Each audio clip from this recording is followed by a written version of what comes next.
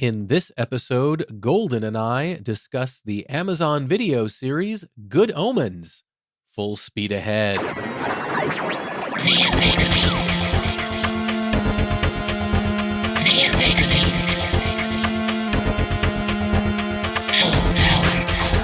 Welcome to the Omega Beam number 44.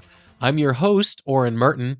And for those of you who've been listening for a while, you know that when we discussed Comic-Con 2018, when we were at the Amazon Video showrunner panel, Neil Gaiman was there talking about his future show, Good Omens, based on the book that Terry Pratchett and Neil Gaiman had written, that he was showrunning. They showed some clips, and it looked really good, and it sounded really good, and we were really excited about it. And it's out now on Amazon. You can watch it whenever you want, and we really wanted to talk about it. We're spoiler-free, so if you haven't finished it, don't worry. We're not going to give away any important plot points or anything like that.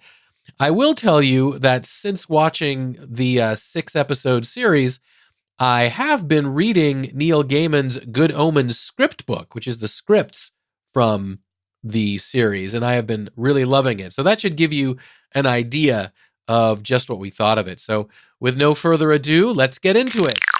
And I am here with Golden to talk about Good Omens.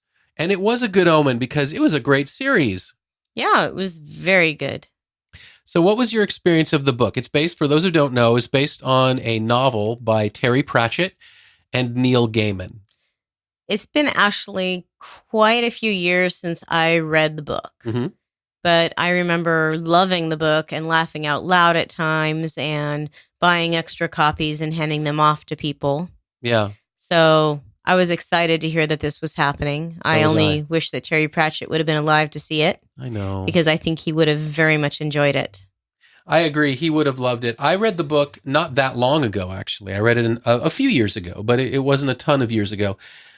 And I remember enjoying it. I enjoyed it immensely. But it wasn't my favorite Neil Gaiman thing. I haven't read... This is the only Terry Pratchett thing I've read, other than some shorts that I enjoyed. It wasn't my favorite Neil Gaiman thing, but it was funny, and I loved the cleverness. I've read just about, I think, every single novel, at least the Discworld that Terry Pratchett put out.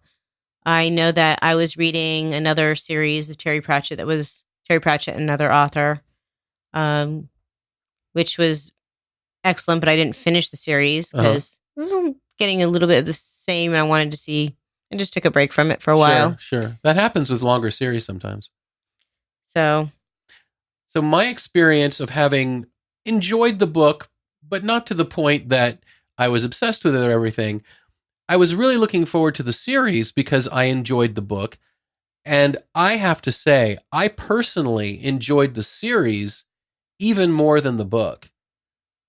They really took the humor, the cleverness, and ramped it up to 11. And the acting of David Tennant as Crowley and Michael Sheen as... Or Crowley, depending on when. Right, depending on which era.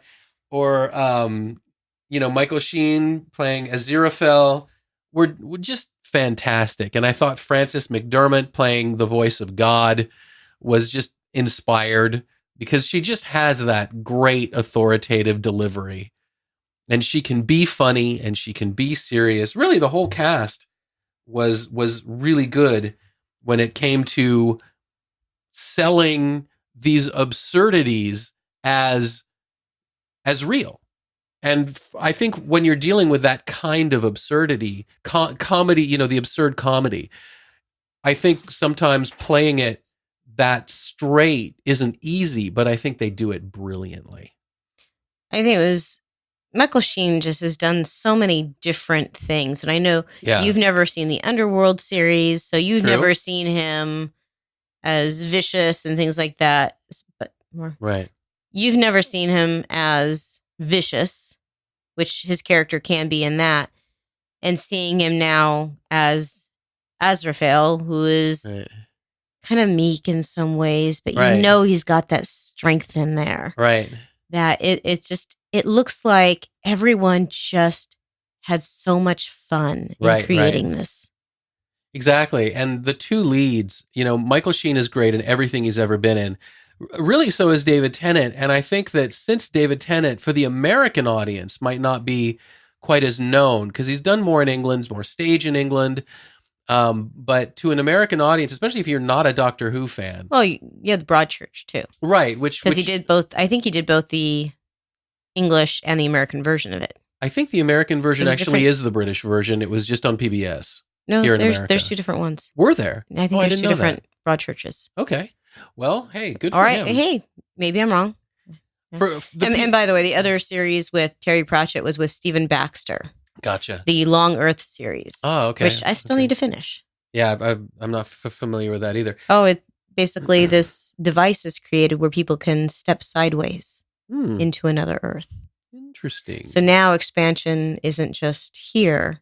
Because people are like, well, I can't really make a living here, but if I go sideways, there's all this land and this new world, and maybe not just one step, maybe 2 steps. Interesting. Or 5 steps. Yeah. Or 100 steps. I mean, it's an interesting concept. It sounds like something worth checking out. But this is also Neil Gaiman.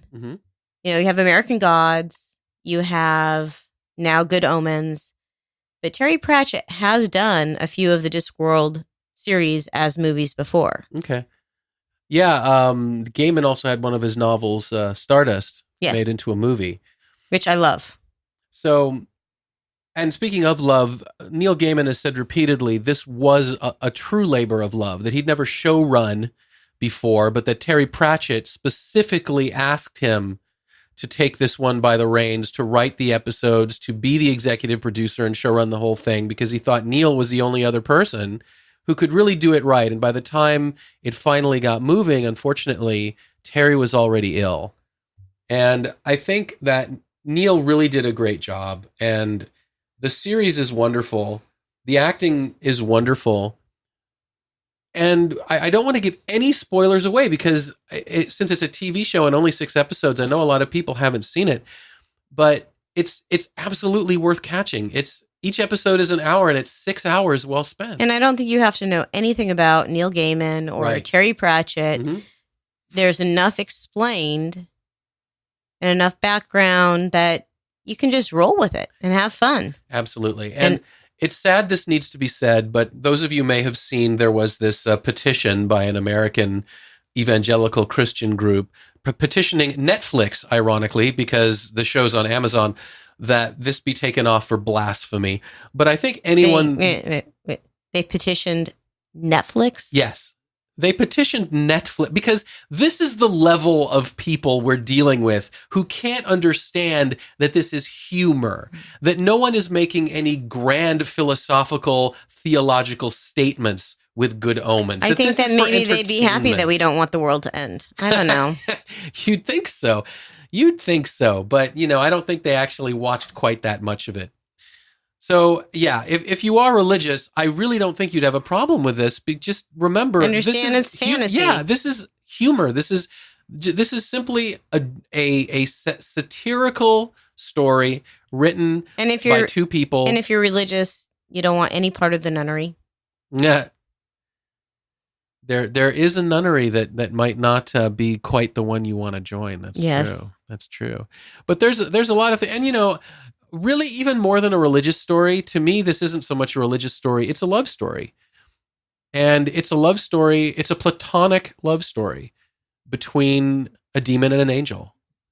And they do love each other. I don't think it's just them loving each other. It's that they are appreciating and loving Earth and being here. And they have been there a long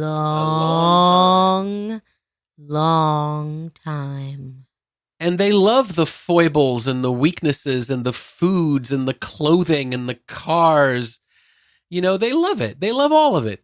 The good, the bad, they love it all. And I think it's a hopeful story. I think when you walk away, you don't just have a smile from the jokes, but you think it was actually saying something that was hopeful. Dare I say. I think a lot of it was, and A lot of it is, you know, this is what you get in life and what can you do with it? Right. Maybe not Exactly. take it for granted too. Very true. Yeah.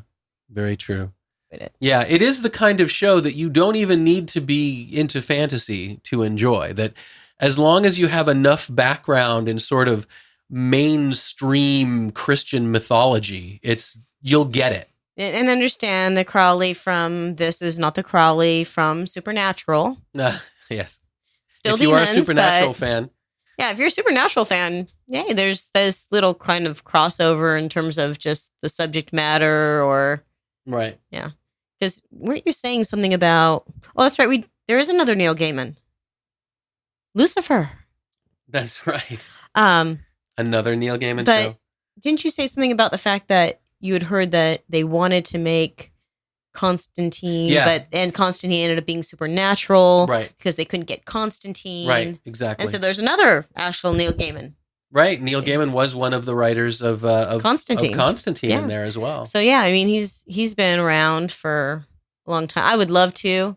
I said this to you the other day after watching the Trolls trailer at the movie theater the other day. It would be awesome to see some of Terry Pratchett's books. Maybe not even the Discworld per se, but like the gnomes. Pretty sure they're gnomes. Are they gnomes? I think they're gnomes. They have to leave their home because it's going to be developed. Okay. So they go to a mall and they find refuge with other gnomes. As you do. But then there's all these signs and they finally figure out the signs say that the mall is closing and it's going to be demolished. And they have to figure out a mass exodus from the mall with all these gnomes. And there's like 2 other books, but that would be really fun to see. Yeah. It'd be fun to see a lot of Terry Pratchett's books. I think if Good Omens shows us anything, it's that there is a place for, while Game of Thrones may have shown us that there's a place for serious fantasy. So Game of Thrones, I think you could do Discworld books on less of a budget than Game of Thrones, and people would probably be happy with the end. More people would be happy with the ending. There you hear it, everybody. I mean, there's I don't know, 38 or more books in the Discworld. Yeah. And for those of you that are not familiar with the Discworld, Terry Pratchett's Discworld is basically a giant disc flying through space on the back of 4 elephants on the back of a giant space turtle. Of course. And you literally can fall off the edge of the earth because it's a disc. I hate it when that happens. Yeah. There are times in the books that they do. Excellent. Well, thank you, Golden. You are welcome. And that's it for this episode. You can find the show notes at theomegabeam.com/44. If you liked this episode, please leave a review with Apple Podcasts or wherever you listen to podcasts. It helps other people find the podcast who might be interested. If you have any comments or questions, suggestions, please drop us a line at the info@theomegabeam.com. Be good to yourselves and each other, and we'll catch you next time.